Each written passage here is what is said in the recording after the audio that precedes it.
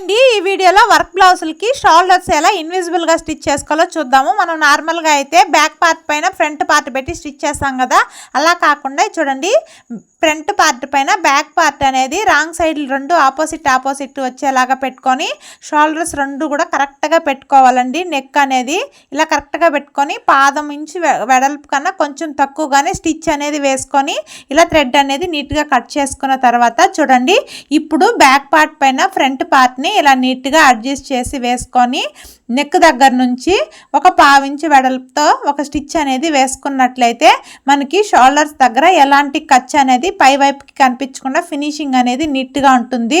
చూడండి ఎంత నీట్గా వచ్చిందో, వెనక వైపు కూడా ఎక్కడ కూడా మనకి కచ్ అనేది కనిపించకుండా ఉంటుందండి. వర్క్ బ్లౌజులు కానీ లేకపోతే పట్టు బ్లౌజులు కానీ స్టిచ్ చేసుకున్నప్పుడు షోల్డర్ దగ్గర మనకి పోగులు అనేటివి చిరాగ్గా గుచ్చుకోకుండా ఉండడానికి ఈ టిప్ అనేది చాలా బాగా యూస్ అవుతుంది.